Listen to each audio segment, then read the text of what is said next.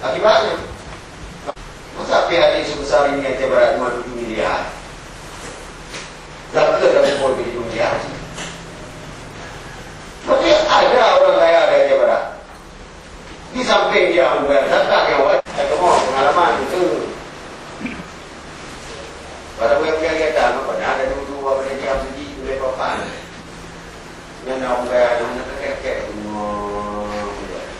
Ini, nampak tu bukan kek.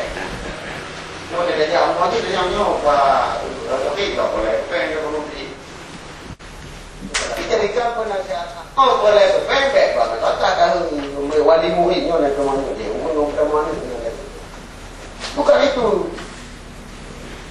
Itu yang mungkin dilarang. Wali murid kita panggil, kepala desa kita panggil, semua orang yang ada di situ yang bisa kita berdayakan, naungkan. Oh, kopeng, nak kopeng tadi, nak kopeng. Anak-anak, kalau kayak ini, baginya, kita ni kan, oh, nak naungkan, itu jangan kau bagi. Kopengnya kita, bukan pegang oh itu lebih kurang mau kopeng, kopeng, dia mau kopeng. Selamanya kepala sekolah api bangnya dihantam wali murid. Ini jadi penonton ini.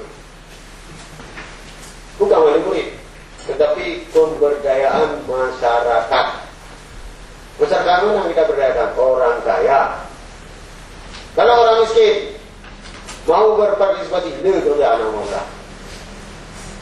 Minimal nyok hidup tidak kompok dia, dan kecuali lebat di bulan itu. Begitu.